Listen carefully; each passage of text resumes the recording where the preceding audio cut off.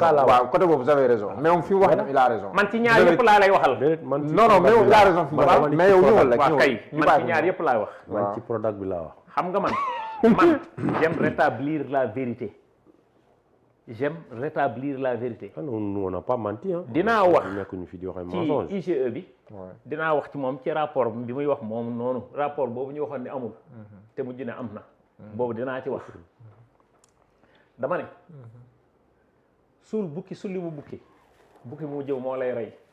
yàlla nañ yàlla tënk ci njub ak wax dëgg suñu askan. fii la sénégalais yi toog ñu ne rapport IGE amul. ay nit ñu bokk biir présidence porte-parole du gouvernement ñoom ñëpp ñu génn fii taxaw ne rapport amul rapport IGE sur Petro-Tim am na amul ba moment boobu sëñ Bassirou Gueye procureur de la République taxaw fii ni ñi fexe ba rapport bi dugg ci internet beeg nangam ak nangam ñu ngi ciy def enquête am na lu amul loolu yëpp am na fi jaar na fi ñu ne rapport bi amul Ousmane Sonko premier ministre keroog bi muy wax dafa ne rapport bi jot nañu ko dañ ko génne woon ci circuit bi xam nga rapport bu ñu génne ci circuit. merci beaucoup. dañu ne seul le président de la république moom moo mën a sant liggéey jox ordre de mission inspection générale d'État. dëgg loolu dëgg. oui. sur l'affaire Petro-Tim mooy rapportu Aly Ngouille Ndiaye bii nga xam dafa concerné Aly Ngouille Ndiaye bi génnoon barki dem fii ci télévision yi di wax. étant ministre moom dafa am benn kër bu ñuy wax Petro Asia ubbi benn société aux îles Caïmans Georgetown rue Georgetown aux îles Caïmans sous le registre 270 281 mu am doom ji tudd Petro-Tim Limited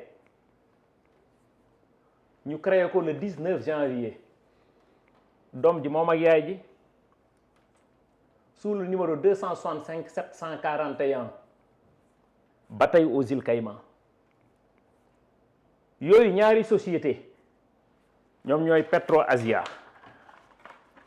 ñaari société yooyu mooy Petro Asia moom nga yoon noonu. ba kay naa la rek expliquer rek mu leer sénégalais yi xam Petro Asia boobu ñoom ñoo créé ñoom ñoo jur kii nekk Petro-Tim Petro-Tim ki ko moom di Frank Timis ñu ñëw Sénégal bi ñu ñëwee Sénégal le 4 juillet 2012 ñu créé Petro-Tim Sénégal société anonyme unipersonnelle Aliou Sall géré ko rakku président Macky Sall sur la base de ces créations ñu génne ñaari rapport de présentation rapport yaa ngi nii 607 ak 00792 qui a été signé benn bi le 5 juin 2012 benn bi le 11 juin 2012 par Aly Ngouille Ndiaye 10 ans que Petro-Tim Limited a les capacités financières et techniques pour exploiter notre économie. dégg nga ma di leen présenté woon Abdoul Mbaye. waaw premier ministre. kay daman la Mohamed. ba muy naan dañ ko see nax. un faux rapport. il parlait sur le fond parce que dañ ni société bi am na capacité financière et technique. nee naa le 19 janvier la ñu créé Petro-Tim ah. février mars avril mai juin. ban année. 2012.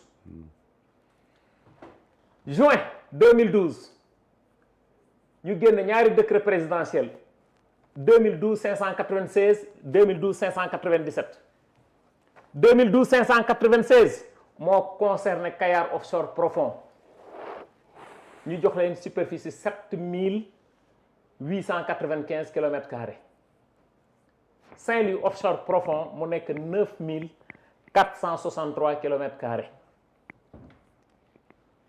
ñu ne dañuy def recherche dañuy jeex biñ ne dañuy def recherche ñu ne bloc bu ci nekk ñoom dinañu def ay recherche ba 2000 kilomètres carrés 3D sismique bloc bu ci nekk mën nañ ci investir 24 milliards boo ko boolee muy 48 milliards bloc bu ci nekkit ba tey mu ngi ci rapport de présentation yooyu boobu mën nga koo lire bloc bu ci nekkit ba tey dinañ fa def ñaari puits yoo xamante ne d'exploration lay nekk ñun leen ay ca 2012 ñu dem ba 2013 defuñu dara ci code bi dañoo Sénégal dafa war a retirer waat titre yi Macky Sall président de la République génne waat beneen décret d'extension boobu décret ñu bari dañ koy fàtte. ban la 2013 1154 ak 2013 1155 qui a été signé le 23 août 2013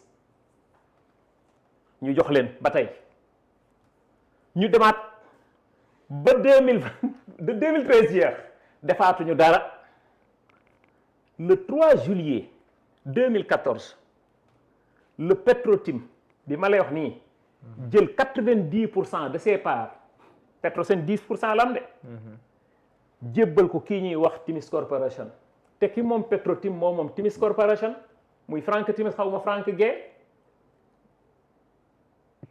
sur la base de ça arrêté boobu 12328 la boo xam ne ñu ngi ko signé le 4 août 2014 arrêté ministériel laa lay wax nii 12328 qui a été signé le 4 août 2014 te pourtant Sénégal waroon naa user de ses droits de préemption dañu calculer les droits de préemption c'est plus de 200 et quelques milliards de pertes amul ça c'est le 3 juillet ñu ñëw le 19 août 2014 Timis bi mu jox ay parts jël 60% jaay jox la société américaine bi tudd Cosmos à 200 milliards jël 30% jox BP en février 2007 ci la ñuy jox BP 30% yi plus 60% ñaar la lu 90% moo tax diggante ñaari bloc yii BP nekkoon ci actionnaire majoritaire muy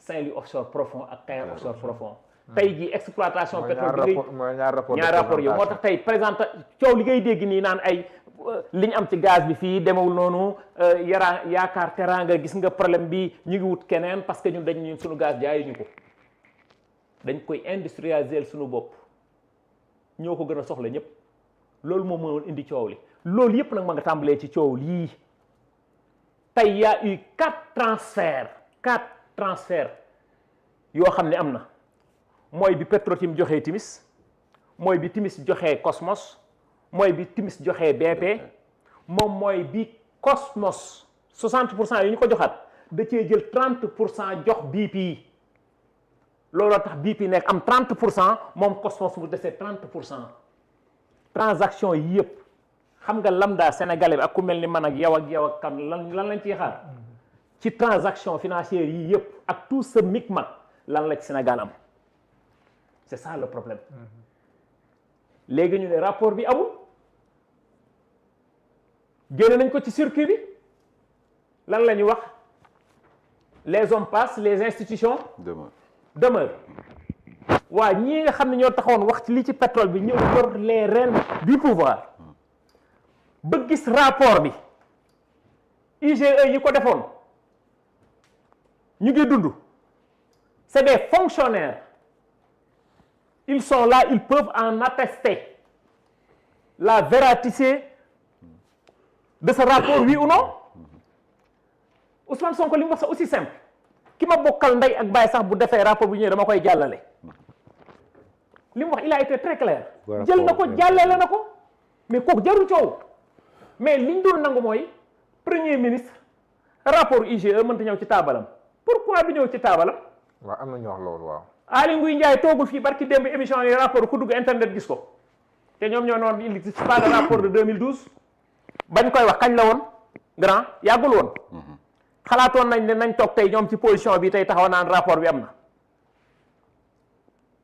nee naa la xoolal amul ci ñoom ku taxawul fii ni ce rapport là n'existe pas parce que boobu waxoon dafa neexoon moment boobu ci ñoom tey nag wax naqari ils sont plus en phase pour mën a am maanaam les franges pour wax ni rapport bi amul parce que tant que déclassé fu wuñ ko woon ku ci waxoon kaso nga jëm gis nga ñi ci doon woo di leen laaj wax naa la ko léegi exemple léegi déclassé waaw loolu laa wax dama ne moom ancien ministre moo toog fii télé laa wax Maïmouna Ndour Faye barki démb ni rapport bi dugg internet gis ko ma ne la monsieur Bassirou Gueye ancien procureur toog na fii nii ñu ngi ci def enquête ñi ko dugal ci internet bi léegi nag am na amul ma naar yaa ngi nañ ko jël jàllale justice woo ñi nga xamante ni ñëpp war nañ leen teewoo ak lan la rapport yi wax loolu mooy dëgg buñ jógee ci loolu après biñ jógee ci loolu non rapport dafa bari de yow fii liñ fi wax l'affaire ArcelorMittal fii la ñu fekk dëgg loolu dëgg ñuy wax waxu des milliers 2000 et quelques milliards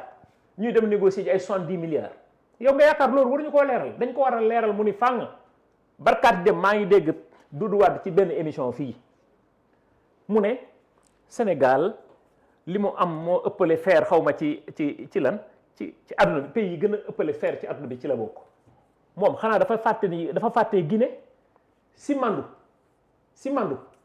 en Guinée ñu ngi ci 8 milliards waxuma la million de 8 milliards de tonnes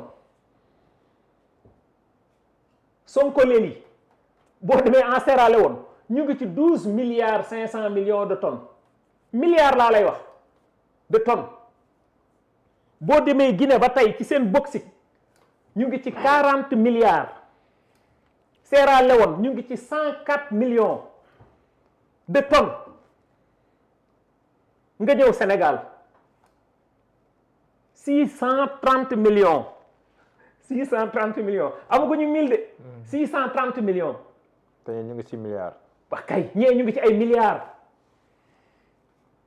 Guinée kese les réserves c'est presque 25% des réserves mondiales en fer wallahi yow nga toog fii tey jii yow non en bauxite ok tey yow nga toog fii ñu lay wax Sénégal am na ay potentiel certes mais potentiel yi ci fer mu ngi toll 352 millions de tonnes magnétiques ak 278 millions de tonnes magnétiques nga taxaw naa non c'est que fii moo ëpp parce que yow dégg nga rek ñu lay wax tu ne maîtrises pas ton sujet nga génn fi taxaw di wax ndekk yow fi nga xay wax millions yi tonnes am na ñoo xam ne ñu ngi ci ay 12 milliards tu te rends compte